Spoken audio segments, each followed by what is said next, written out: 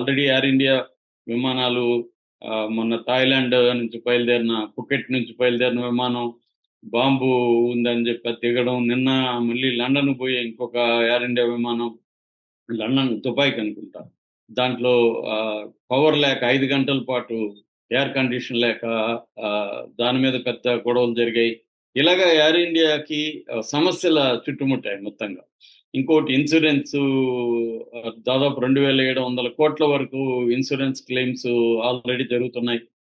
ఇవన్నీ కూడా గందరగోళంగా ఉంది. ఈ సిట్యుయేషన్‌లో ఏందంటే అక్కడ ప్రయాణికులొచ్చి మా వాళ్ళ శరీరాలన్నా ఇవ్వండి, బాడీస్ ఇవ్వండి, చనిపోయి మేము బాధపడుతుంటే బాడీస్ కూడా మీరు ఇవ్వట్లేదు. ఎన్ని రోజులుగా మేము వెయిట్ చేయాలి అని వాళ్ళు ఏడుస్తూ, తిడుతూ ఉన్నారు. ఇప్పటివరకు ఏందంటే ఓన్లీ 35 మంది మాత్రమే గుర్తించారు.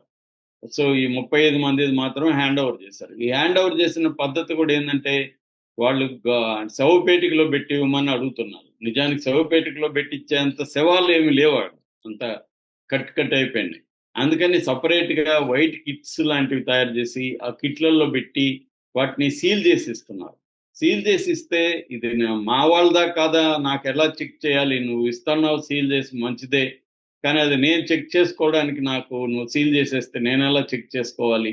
కాబట్టి నేను చెక్ చేసినాక మీరు సీల్ చేయాలి గానీ ముందే మాకు సీల్ చేసి ఎలా ఇస్తున్నారు? అని వాళ్ళు అడుగుతున్నారు.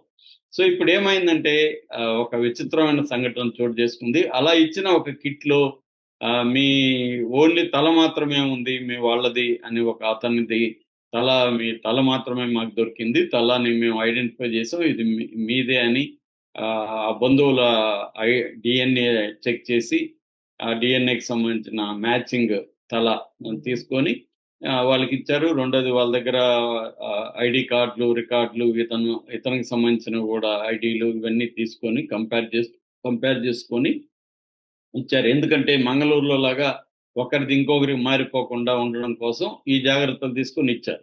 అయితే వాళ్ళు ఇన్సిస్ట్ చేశారు. లేదు మేము చెక్ చేయకుండా మేము తీసుకెళ్ళము. ఇది మాదేనా కాదా మాకెలా తెలుస్తది? మేము మళ్ళీ అంత దూరం నుంచి రాలేము. చెక్ చేయాలని చెప్తే సరే అని వీళ్ళు ఆ సీల్ ఓపెన్ చేసి ఆ జిప్ ఓపెన్ చేసి చూస్తే అందులో షాకింగ్‌గా 2 తలలున్నాయి. ఒక ఒకర తల మాత్రం వాళ్ళది. ఇంకొక తల ఎవరిదో తెలీదు. ఇది విచిత్రంగా ఉంది అసలు.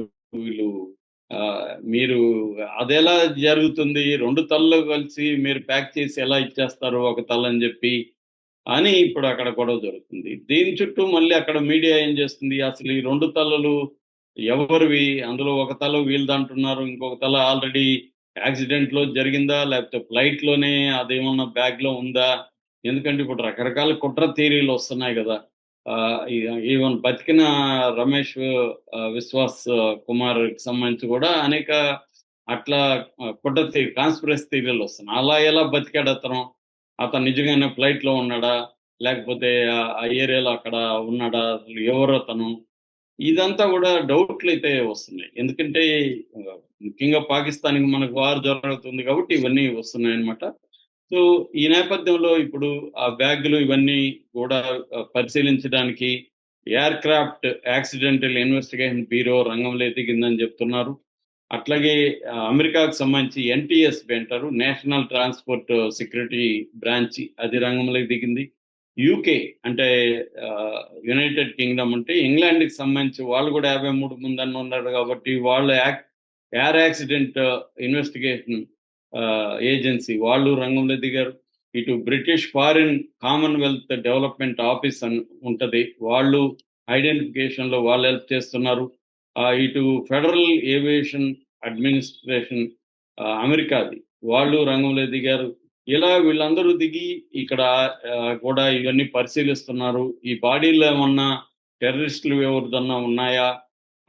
అన్న యాంగిల్‌లో గూడా పరిశీలిస్తున్నారు. అంటే ఒక కాన్స్పిరసీ థియరీ ఏమంటే ఇది హైజాక్ జేసి వాళ్ళు కావాలని కూల్చారు. ఒక టెర్రరిస్ట్ అక్కడ సూసైడ్ బాంబర్ ఉండొచ్చు అన్న ఒక ఇది గూడా వస్తుందన్నమాట.